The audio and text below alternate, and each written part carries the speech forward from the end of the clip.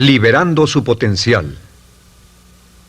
Hablando de potencial humano, ¿alguna vez se han preguntado a qué se debe la gran disparidad de resultados y desempeño entre una persona y otra? Una persona que percibe $250,000 anuales no es 10 veces más astuta ni mejor que una persona que percibe $25,000 anuales. ¿Por qué la diferencia de 10 veces sus ingresos? Y si tomamos a una persona que percibe $2,5 millones al año, ¿será esa persona 100 veces mejor, más astuta que la persona que gana $250,000? Imposible. En un estudio reciente de coeficiente intelectual probaron a 1,000 personas de una cierta población y llegaron a la conclusión de que la mejor persona entre los 1,000 solo era 2,5 veces más astuta que la persona de menor coeficiente intelectual. Solo 2,5 veces la disparidad, y tal vez eso sea con toda la población.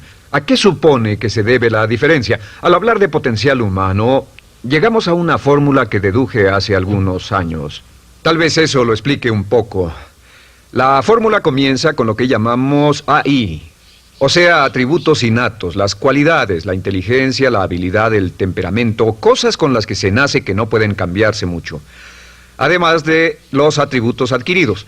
Estos atributos son muy importantes, son su educación, su capacitación, sus capacidades, su experiencia, conocimiento, sabiduría, etc., multiplicado por A, que es su actitud, es igual al potencial humano individual, o al desempeño humano individual o resultados individuales humanos. Ahora, de estos tres, los atributos innatos se traen desde el nacimiento. Los adquiridos pueden cambiarse, pero se necesita cierto tiempo para ello, aunque a veces cambiamos muy rápidamente.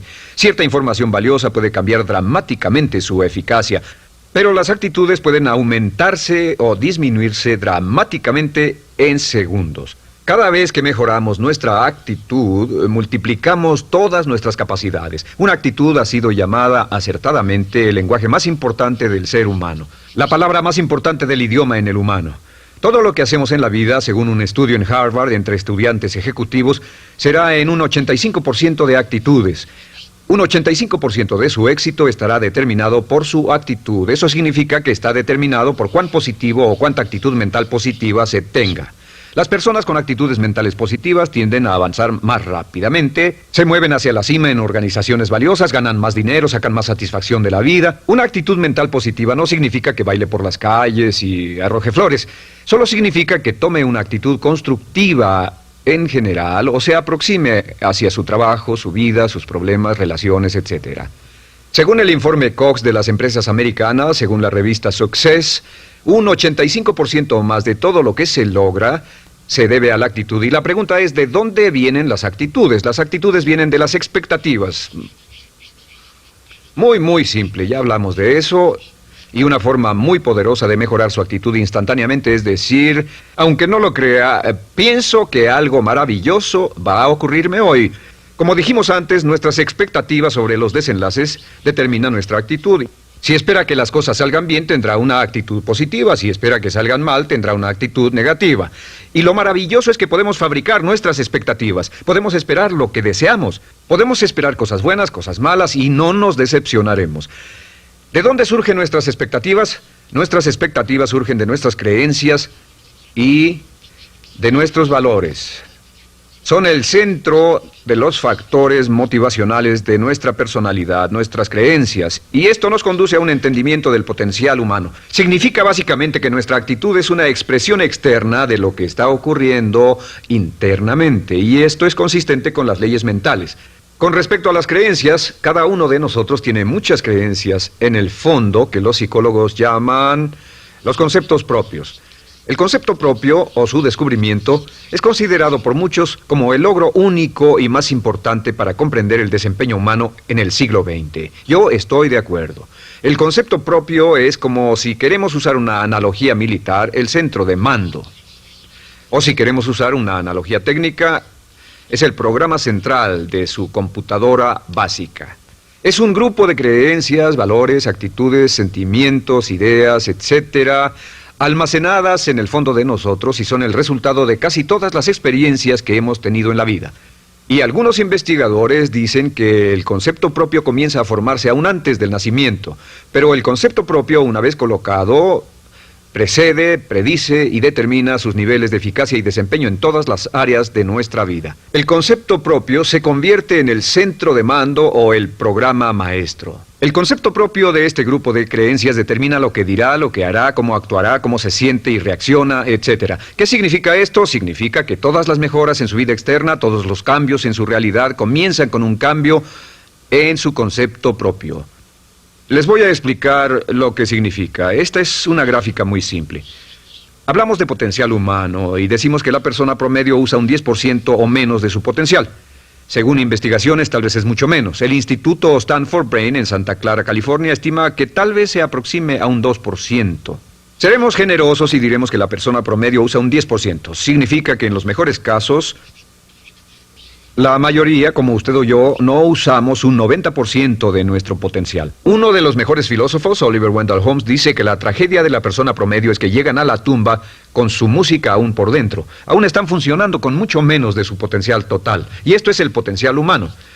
Sabemos que existe una relación directa entre el potencial humano y el concepto propio. Pero como nuestros conceptos propios o nuestras estimaciones de nosotros mismos generalmente son mucho menores de lo que debieran ser, nuestro nivel de desempeño y eficacia también es menor. Sabemos que nuestro concepto propio es altamente subjetivo. ¿Qué significa esto? Significa que el concepto propio, lo que pensamos que es cierto sobre nosotros mismos, no está basado en la realidad, está basado en información que hemos tomado y aceptado como cierto, hasta el grado en que creemos lo que sea de nosotros mismos y se vuelve cierto para nosotros porque actuamos de una forma consistente con ello. Algunas personas que leen sus horóscopos y creen en horóscopos predicen su futuro. Hay algunas personas que toman la crítica y las opiniones de otros a quienes ni siquiera respetan y hacen suyas esas ideas, dando un resultado muy negativo. Lo que piense, lo que acepte como cierto, se vuelve cierto para usted. También sabemos que como adultos tenemos una variedad de conceptos propios. Tenemos un concepto propio de cómo vestirnos, cuánto pesamos, lo que comemos, lo bien que podemos hablar en público, qué tipo de padres somos, qué tipo de hijos somos con nuestros padres, qué tipo de esposo o esposa somos, qué tipo de amante, de conductor. Lo interesante de manejar es que todos los hombres tienen un concepto muy positivo con respecto a esto. Las mujeres no entienden esto, pero los hombres nacen con un genio inherente para manejar. Todos los hombres son choferes excelentes. Si no lo creen, todo lo que tienen que hacer las mujeres que están viendo esto es pensar en la última vez que trataron de corregir la forma de conducir de un hombre y recordarán que no obtuvieron buenas respuestas. ¿Cómo respondemos ante alguien que desafía nuestro concepto propio, sugiriendo que no somos las personas que pensamos ser? Estamos a la defensiva, nos enfadamos, nos irritamos, es difícil que nos traten.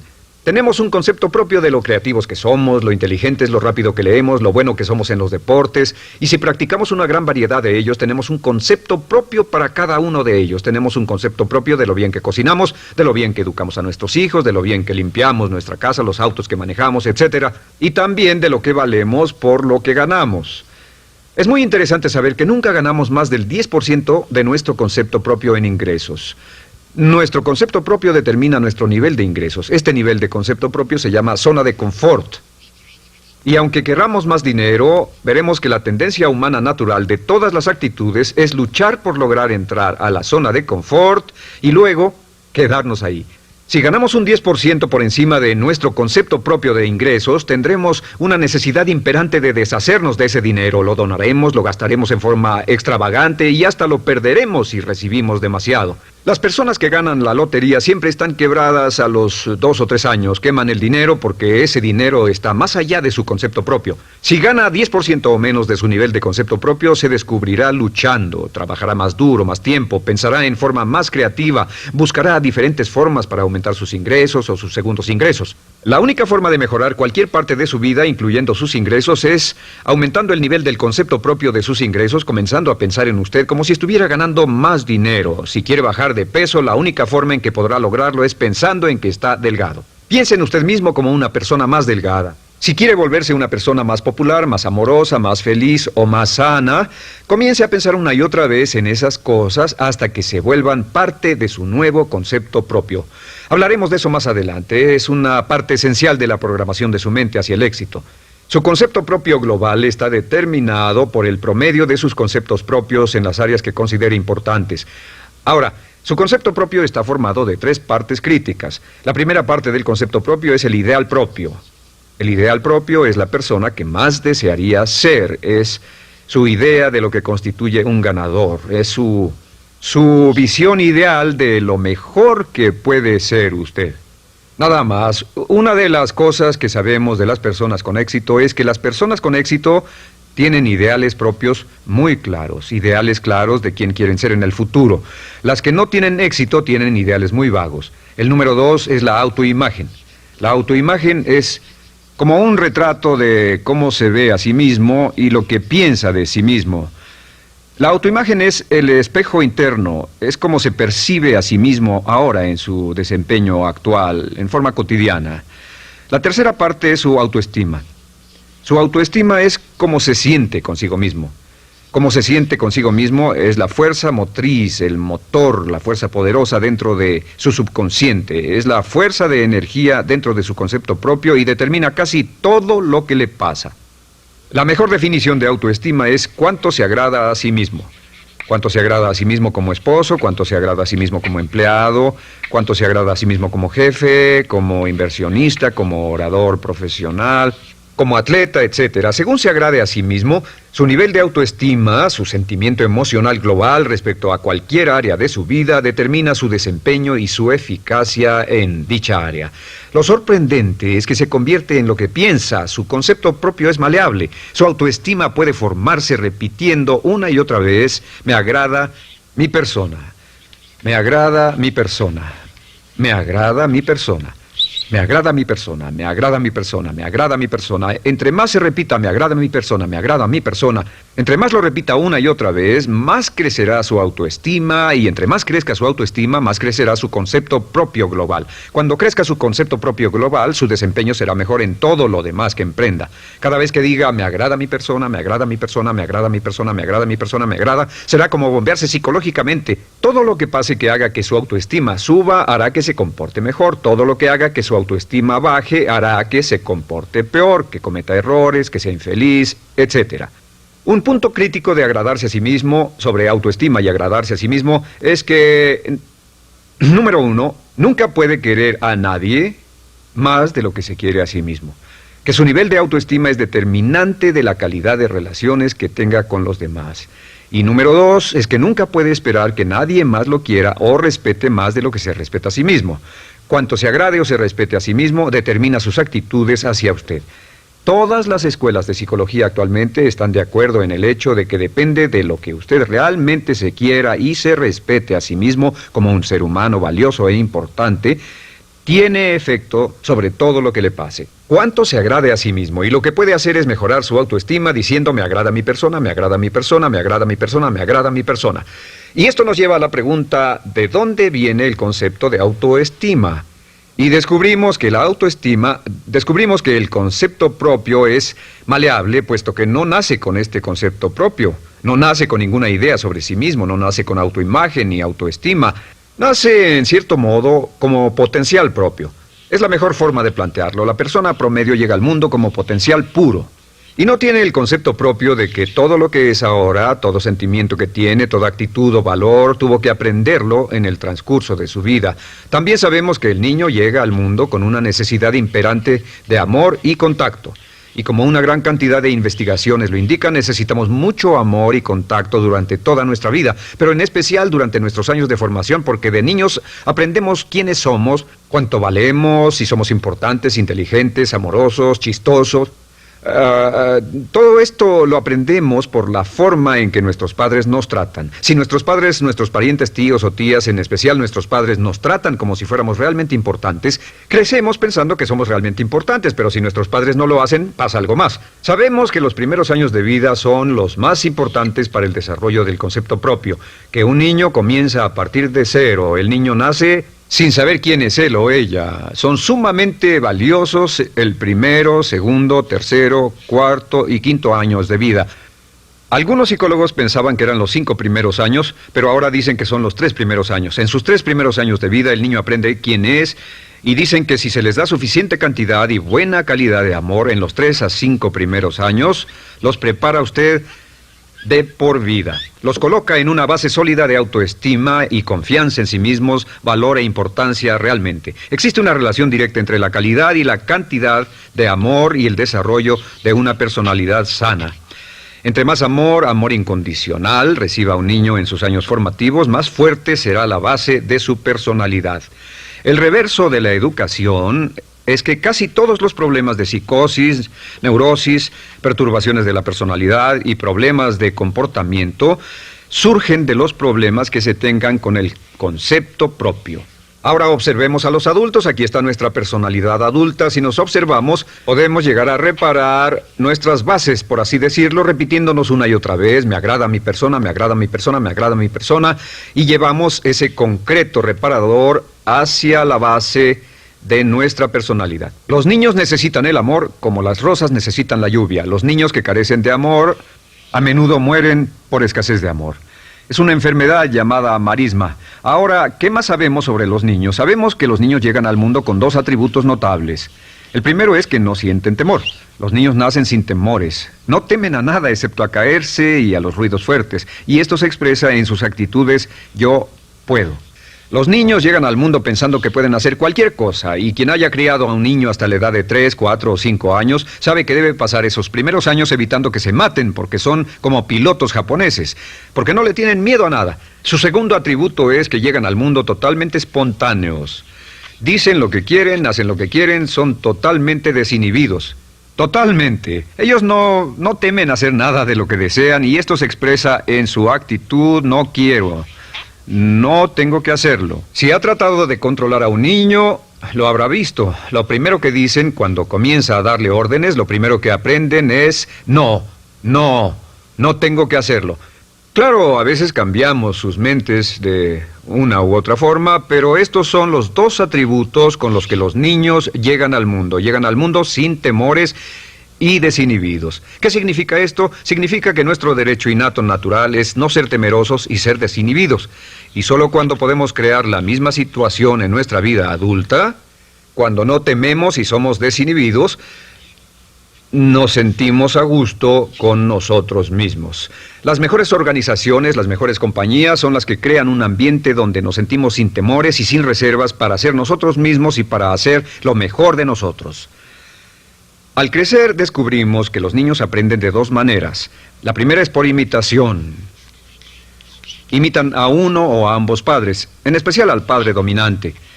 Algunas veces el padre dominante cambiará cuando crezca el niño, y a veces los niños imitan al padre, a veces a la madre, pero aprenden por imitación. Muchas características y hábitos que tenemos como adultos los aprendimos de nuestros padres. ¿Alguna vez ha tenido la oportunidad, ha tenido la ocasión de gritarle o reñirle a uno de sus hijos? Verá que le dice las mismas cosas que le dijo su padre a usted cuando era niño. Así que imitamos. A veces imitamos su caminar, a veces su forma de hablar, a veces imitamos sus valores, sus creencias, etc. Aunque esos valores y esas creencias no tengan ningún valor. ¿Por qué? Porque nuestros padres eran así cuando nosotros éramos niños. La segunda forma en que aprendemos es pasando de la incomodidad, lo que no se siente bien, hacia la comodidad. Freud llamó a esto el principio del placer. O sea que nos movemos hacia aquello que nos hace sentir cómodos, lo que nos da placer, lo que nos hace sentir bien con nosotros. Nos movemos de la incomodidad hacia la comodidad. Así es como aprendemos a no mojar el pañal, por ejemplo. Sabemos que no es agradable caminar con popó o pipí en nuestros pañales. Vemos lo que hacen nuestros padres, vemos lo que nuestros parientes hacen y decimos: estas personas no hacen lo que yo. Así aprendemos a caminar y lo demás. Así que de la incomodidad hacia la comodidad. Durante toda nuestra vida, por cierto, así es como aprendemos. Imitamos leyendo lo que otras personas hacen, estudiando libros y en el trabajo, imitamos cuando vamos a la escuela, y hacemos lo que nos da resultados positivos, lo que nos da refuerzos positivos, y hacemos cada vez menos las cosas que nos causan incomodidad o dolor. Ahora, muy temprano en la vida, como equivocación o como resultado de una equivocación que los padres cometen en la crianza, los niños comienzan a aprender hábitos y patrones negativos. Los patrones y hábitos negativos tienen sus raíces principalmente en la crítica destructiva. La crítica destructiva comienza muy temprano en la vida, a veces en los primeros meses. Y la crítica destructiva la usan los padres para dirigir y controlar a sus hijos. Desafortunadamente, tiene un efecto muy peligroso y dañino sobre nosotros, ya que la crítica destructiva tiende a minar la integridad de la personalidad del niño. Muchos de nosotros, incluyéndome a mí y a muchos de ustedes, Nos hemos visto minados y heridos por la crítica destructiva más que todas las guerras en la historia. Ahora, como resultado de la crítica destructiva, comenzamos a desarrollar hábitos y patrones negativos. Los patrones de hábitos negativos son respuestas condicionadas hacia los estímulos. Los patrones de hábitos negativos se desarrollan en los inicios de la vida. Se desarrollan como resultado de una repetición del temor y el dolor una y otra vez. Se desarrollan como resultado de la crítica destructiva, el castigo físico, etc. En los inicios de la vida comenzamos a desarrollar dos manifestaciones que nos persiguen durante toda nuestra vida y más que ninguna otra cosa inhiben nuestro potencial. La primera es la llamada patrón de hábito negativo inhibido. El patrón de hábito negativo inhibido se aprende cuando al niño le dicen una y otra vez no. Aléjate de ahí, no toques eso, y se le castiga. Cuando el niño intenta algo nuevo, o se involucra con algo, o huele algo, o derrama algo, o rompe algo accidentalmente, el padre estalla y se enfada mucho. Como ven, el niño está impulsado por la curiosidad insaciable de explorar su mundo. Y lo que pasa es que cuando lo explora o se interesa y echa a perder algo, si el padre reacciona golpeando al niño, el niño comienza a pensar cada vez que intento algo nuevo, cada vez que intento algo diferente, cada vez que voy más allá de mis límites, cada vez que me salgo de mi zona de comodidad, cada vez que no juego sanamente, me golpean, me castigan, me lastiman, me envían a mi alcoba y me siento mal. Y muy pronto el niño desarrolla el sentimiento de no puedo, no puedo. No puedo. Cada vez que trato algo diferente, me castigan. No puedo, no puedo, no puedo. Es como la respuesta de Pavlov. Pavlov sonaba la campana y le daba de comer a un perro, y el perro salivaba, y Pavlov alimentaba al perro. Mientras sonaba la campana, el perro salivaba y siguió haciendo eso, y después Pavlov solo sonaba la campana y el perro salivaba. Lo que pasa en la vida adulta es que esto crea lo que llamamos temor al fracaso. El temor al fracaso es una respuesta condicionada a un proceso de crítica destructiva que ocurre en los primeros 5 o 6 años de la vida.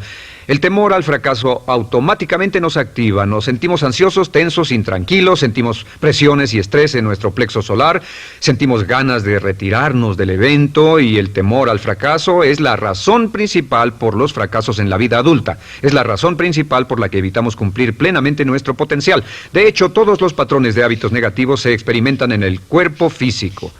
Puedes saber cuál es un patrón de hábito negativo porque se siente en el cuerpo físico, precisamente. El patrón de hábito negativo inhibido, el temor al fracaso, el no puedo, ocurre primero que todo en el plexo solar. ¿Ha tenido la ocasión donde debe hablar frente a un grupo, debe ir a una revisión de su desempeño o debe hacer una llamada determinante? Primero su plexo solar se aprieta. Si el temor continúa, su respiración se acelera. Su corazón comienza a latir apresuradamente, su frecuencia respiratoria aumenta y le duele la cabeza como migraña en la parte frontal, su garganta se le cierra y no puede hablar y se le seca la boca por completo, y como se pone tan tenso y asustado, va corriendo al baño.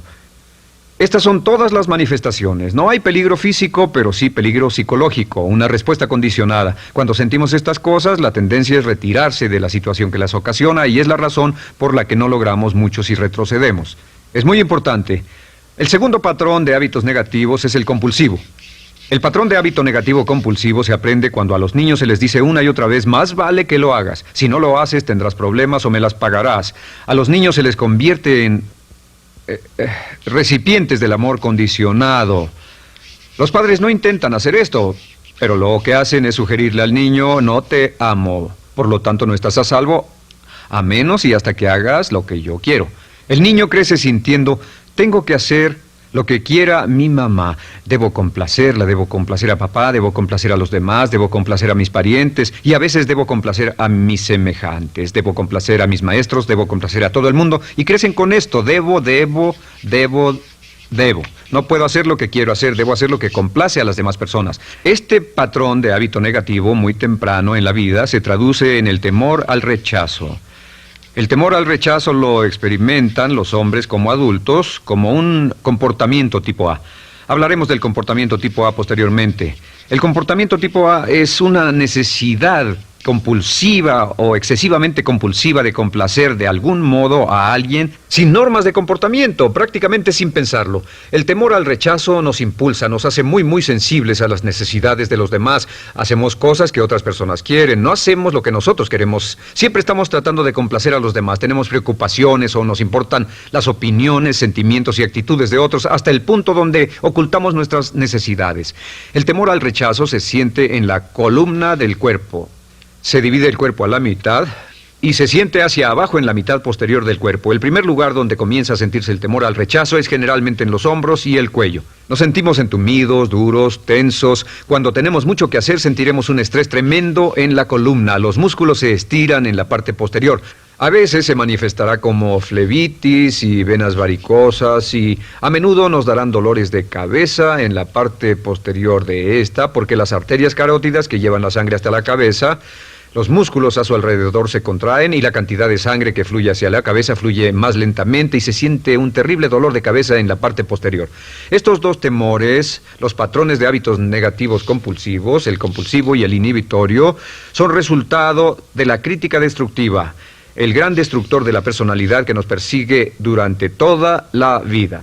Y lo maravilloso de todo esto es que como son patrones de hábitos aprendidos, podemos olvidarlos. Podemos acabar con el temor al fracaso que nos detiene.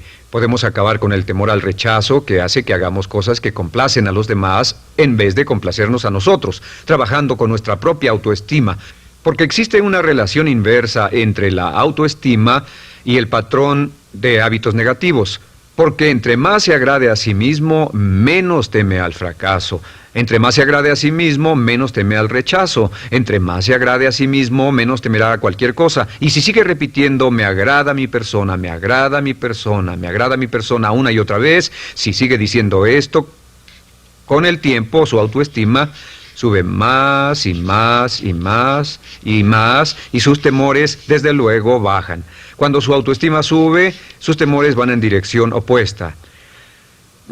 Ahora, ¿cómo enfrentar la crítica destructiva si debe criticar a otras personas? Pues eso es muy simple. Muchos padres nos han preguntado eso. ¿Cómo se controla a los niños? Una de las claves para controlar a los niños es dirigirlos para que hagan algo constructivo en lugar de hacer algo destructivo. Otra cosa que debe recordarse es que lo que quiere hacer es que quiere dar una crítica informativa, crítica constructiva, lo que significa que se les dice a los niños lo que pueden hacer o a los adultos lo que pueden hacer mejor. Todo el propósito de dar retroalimentación de cualquier tipo es mejorar el desempeño. Si es padre o si es jefe o si es una persona en una relación, si una persona está haciendo algo malo o inadecuado, todo el propósito de darles cualquier tipo de retroalimentación es para que puedan hacerlo mejor. Sin embargo, existe una relación directa entre la autoestima y la crítica destructiva. Cada vez que se critica a una persona, su autoestima baja. Y cada vez que su autoestima baja, su habilidad para desempeñarse baja. Si critica a una persona en forma destructiva demasiado tiempo, llegará a un punto donde no intentarán nada. Se convierte en lo que llamamos hipersensible. Un adulto hipersensible es aquel que no puede aceptar críticas de nadie. Un adulto hipersensible es una persona que está muy tensa, ansiosa, si siquiera sugiere que no está haciendo lo correcto. Si trata con un adulto hipersensible, la clave es sentarlo y recordar 4 cosas. Número 1, comenzar con alabanzas. Número 2, proteja la autoestima de la persona a toda costa. Número 3, discuta el desempeño y no a la persona. Hable del comportamiento más que de la persona. Y número 4 es enfocarse hacia el futuro en vez de en el pasado. Enfóquese hacia lo que va a hacerse en forma diferente en el futuro en vez de lo que pasó en el pasado. ¿Por qué? Una razón muy simple, porque una persona no puede controlar el pasado. Al no poder controlar el pasado, cualquier crítica de lo que han hecho en el pasado les da un estrés tremendo y frustración. Así que, en resumen, la clave del éxito en la vida es una actitud mental positiva. Una actitud mental positiva se basa en expectativas de éxito, de una serie de expectativas positivas. Esa serie de expectativas positivas se basa en sus creencias y en su concepto de sí mismo. El centro de su concepto propio que determina su eficacia en la vida es su autoestima, y su autoestima se mide por cuanto se valore a sí mismo. Las dos cosas que nos frenan más que nada son el temor al fracaso y el temor al rechazo. Y uno de nuestros secretos centrales de éxito es este: Conviértase en un organismo generador de autoestima perpetua. Haga continuamente cosas para usted mismo, hacia sí mismo en su vida, que hagan que se agrade a sí mismo, que se ame, que se acepte, que se respete, que hagan que se sienta fantástico con usted mismo.